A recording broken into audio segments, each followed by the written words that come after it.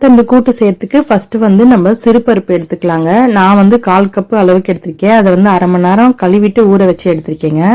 இப்ப தண்ணி எல்லாம் நல்லா வடிச்சிட்டு இந்த குக்கர்ல ஆட் பண்ணிக்கோங்க. இது வந்து பாத்தீங்கன்னா வாழைத்தண்டு கட் பண்ணி அரிசி கழுவுன தண்ணியில போட்டு வச்சிருக்கேன். 300 கிராம் அளவு இருக்குங்க இது. சோ இதையுமே வந்து அந்த பருப்புல வந்து ஆட் பண்ணிக்கோங்க.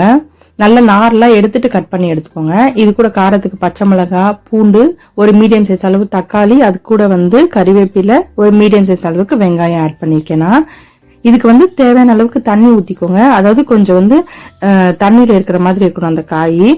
சோ அந்த அளவுக்கு நீங்க தண்ணி ஆட் பண்ணிக்கோங்க. ஆட் பண்ணிட்ட பிறகு மஞ்சத்தூள் சேர்த்துக்கோங்க. இதுக்கு டேஸ்ட்டுக்காக வந்து நம்ம உப்பு சேர்த்துக்கலாங்க. இப்ப வந்து நம்ம எல்லாத்தையும் ஆட் பண்ணியாச்சு. நல்லா ஒரு வாட்டி மிக்ஸ் பண்ணி விட்டுருங்க. சோ உப்பு எல்லா பக்கமும் இருக்கும்.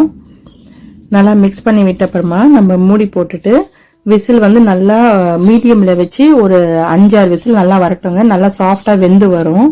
இப்ப பாருங்க நல்லா பிரஷர்லாம் போயிடுச்சு. நம்ம ஓபன் பண்ணி எடுத்து பார்க்கலாம். நல்லா வந்து வெந்திருக்கு பாருங்க சாஃப்டா.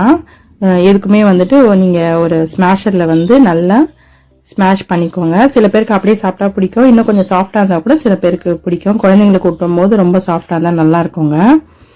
சோ நல்லா ஸ்மாஷ் பண்ணி எடுத்து வச்சாச்சு. நம்ம இப்ப வந்து தாளிச்சுக்கலாம். நம்ம கடாயில வந்து எண்ணெய் சேர்த்துக்கோங்க. எண்ணெய் சூடான பிறகு நம்ம வந்துட்டு கடுகு ஆட் பண்ணிடலாம். கடுகு கூட வந்துட்டு நம்ம கொஞ்சமா உளுத்தம் பருப்பு சேர்த்துக்கோங்க.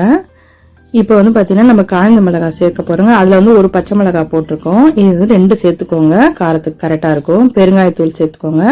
சோ கொஞ்சம் லைட்டா சாட் பண்ணி விட்டுக்கோங்க. அந்த உளுத்தம்பருப்புடைய கலர்லாம் சேஞ்ச் ஆயிடுச்சு பாருங்க. இப்ப வந்து நம்ம வேக வச்சிருக்கிற அந்த பருப்பை வந்துட்டு இந்த கடாயில வந்து ஆட் பண்ணிடுங்க. சோ ஆட் பண்ணிட்டு மீடியம்ல வச்சு கொஞ்சம் நல்லா ஒரு 5 ல இருந்து 8 நிமிஷம் நல்லா கொதிக்க விடுங்க. உப்பு வந்து கொஞ்சம் கம்மியா இருக்கிற போல இருக்கு. நான் ஆட் பண்றேன். சோ இப்ப வந்து நல்லா மிக்ஸ் பண்ணி விட்டாச்சு. நல்லா கொதிச்சுட்டே வருது பாருங்க. இது வந்து நல்லா சூடான சாப்பாடுல கூட நீங்க பிசைஞ்சு சாப்பிடலாம். அப்படி இல்லைன்னா காரக்குழம்பு கூட வச்சு சாப்பிடலாங்க. சோ நல்லா ரெடி ஆயிடுச்சு. சூப்பரான வாழைத்தண்டு கூட்டு ரெடி.